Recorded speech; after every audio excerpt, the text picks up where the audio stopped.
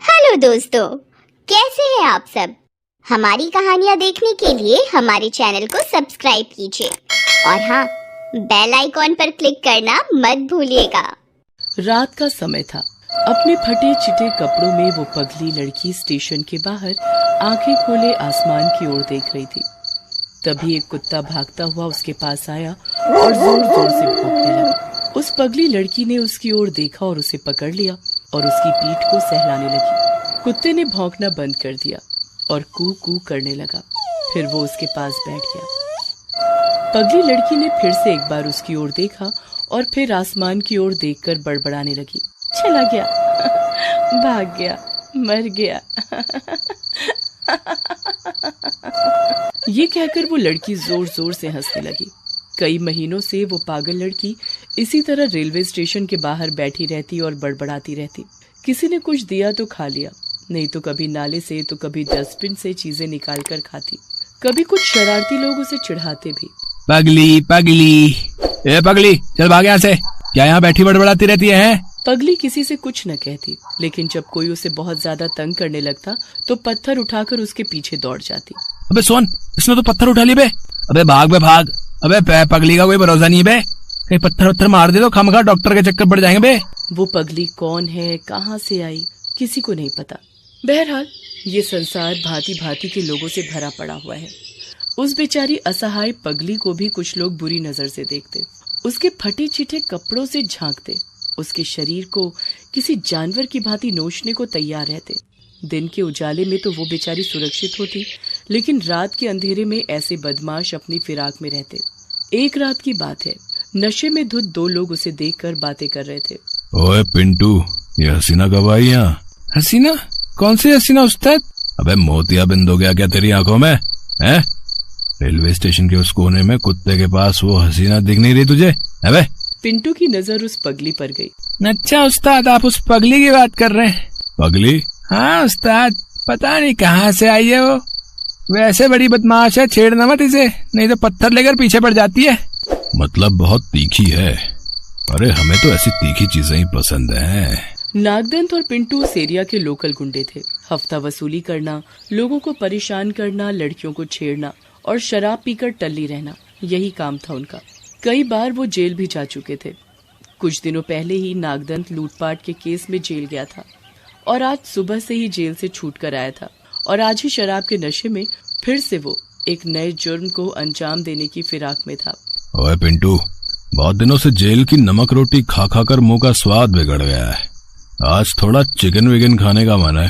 तो खाओ ना उस्ताद, आपका इलाका है, चिकन खाओ, मटन खाओ, रसगुल्ला खाओ, जो खाना है खाओ। हैं? सुन, अकेले में खाना है, तू निकल यहाँ से। उसकी बातों को सुनकर पिंटू ने कहा, चिकन मुबारक हो उस्ताद। उस रात आधी रात के बाद नागदंत उस पगली लड़की के पास पहुंच गया और पहले तो उसे जी भर कर घूरा और फिर उसे छेड़ने लगा। ओए चमक छल्लो, कहाँ से आई है रे तू? सुना है बहुत तीखी है तू। उसके बाद नागदंत उसके शरीर को छूने लगा। इससे पगली की नींद खुल गई और वो उसकी ओर घूर घूर कर देखने लगी और जोर जोर से बड़बड़ाने लगी। चला गया, भाग गया, मर गया। चला गया, भाग गया, मर गया। ओए कौन चला गया, कौन भाग गया, कौन मर गया बे? चला गया, भाग गया, मर गया। नागदंत को समझ नहीं आ रहा था कि वो क्या कह रही है और उसे उस बात से कोई मतलब भी तो नहीं था कि वो क्या कह रही है। उसे तो अपने मंसूबे पूरे करने थे। वो उससे छेड़छाड़ करने लगा। अरे ओ चम्मक छल्लो, जो चला गया उसे छोड़, जो है उसके साथ ऐश कर। ये कहकर उसने फिर से उसे छुआ। बार बार छूने से पगली को उस पर बहुत गुस्सा आ गया और उसने वही पास पड़ा पत्थर उठा लिया और उसे डराने लगी। अरे मेरी जान, हम यहाँ तुझसे प्रेम करने आए हैं और तुम मुझे पत्थर दिखा रही हो। क्या करें, जमाना ही खराब है, लेकिन हम तो तेरे हाथों से पत्थर भी खाने को तैयार हैं। ये कहकर उसने पगली के हाथों से पत्थर को छीन लिया और उसके साथ जबरदस्ती करने लगा। वो बेचारी असहाय थी। उस बलिष्ठ नागदंत के आगे उसने आत्मसमर्पण कर दिया। नागदंत ने अपने मंसूबे को पूरा कर लिया। चलता हूँ चम्मक छल्लो, फिर आऊंगा जब चिकन खाने का मन करेगा। ये कहकर वो हंसता हुआ वहाँ से चला गया। पगली बेचारी रो रही थी। उसके आंसू जमीन पर गिर रहे थे। उसकी आत्मा घायल हो गई थी। वो लोगों से अपना दुख कहना चाहती थी, लेकिन यहाँ अच्छे इंसानों के लिए लोगों के पास फुर्सत नहीं, तो किसी पगली के दर्द को लोग क्या समझते। उस दिन के बाद वो पगली डर के साए में जीने लगी। रात होते ही उसका शरीर कांपने लगता। हर दूसरे दिन नागदंत उसके पास आता। अरे क्या हो गया, इतना कांप क्यों रही हो? अरे प्यार करने आया हूँ। प्यार करने से कोई कांपता है क्या? हर रात उस पगली की आत्मा छलनी होती। दर्द आंसू बनकर छलकने लगते, लेकिन उसके दर्द को कौन समझता। कुछ दिनों के बाद की बात है। सुबह का समय था। अचानक पगली को उल्टी होने लगी। उसे समझ नहीं आ रहा था कि आखिर क्या हो रहा है उसके साथ। रास्ते में आते जाते लोग उसे देख रहे थे, लेकिन बिना किसी प्रतिक्रिया के आगे बढ़ रहे थे, क्योंकि यही तो दुनिया है ना। जब तक अपना कोई तकलीफ में ना हो, दर्द का एहसास कहाँ होता है। सड़क किनारे उसे उल्टी करते देख कुछ ने उसे झिड़क भी दिया। ए पगली, क्या कर रही है यहाँ? चल भाग यहाँ से। अब वो लोगों को क्या कहती, उसे तो खुद पता नहीं था कि वो गर्भवती हो गई है। कुछ दिनों के बाद उसका पेट बाहर आ गया। अब उसे देखकर लोग तरह तरह की बातें बनाने लगे। अरे दिनकर भाई, ये क्या हो रहा है? ये पगली गर्भवती कैसे हो गई? अब मुझे क्या पता कैसे हो गई है? मेरा तो इसमें कोई हाथ नहीं है। लोग बातें बनाते, मजाक उड़ाते, लेकिन कोई उसकी मदद नहीं करता। कोई उसके दर्द को समझ नहीं पाता। बेचारी उस पगली लड़की का पेट कभी दर्द होता तो कभी वो सड़क पर पड़ी कराहती रहती। आह आह। पगली बहुत कष्ट में थी, लेकिन उसके कष्ट से किसी को कोई फर्क नहीं पड़ता था। धीरे धीरे पगली के अंदर गुस्सा बढ़ता जा रहा था। अब वो कभी अपने बालों को नोचती तो कभी जोर जोर से चीखती। अबे उसके सामने मत जा, देख नहीं रहा है कितने गुस्से में?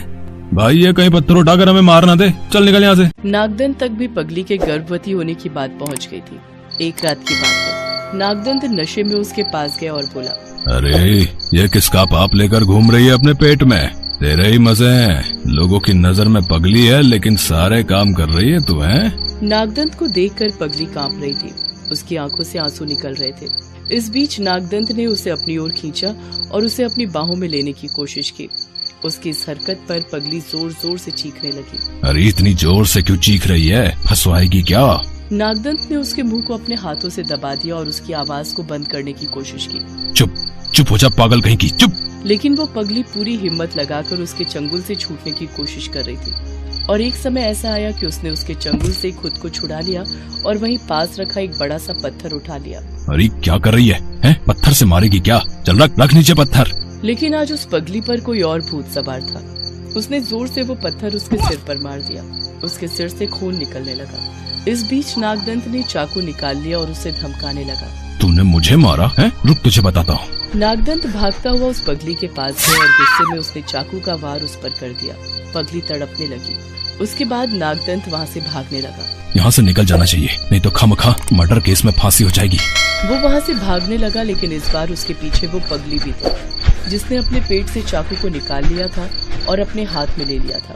भागते भागते नशे के कारण नागदंत की टक्कर एक बड़े से पत्थर से हो गई। वो चीखते हुए नीचे गिर गया और जैसे ही वो नीचे गिरा, वो पगली लहूलुहान स्थिति में उसके पास आ गई और गुस्से में चाकू दिखाते हुए उसकी ओर देखने लगी।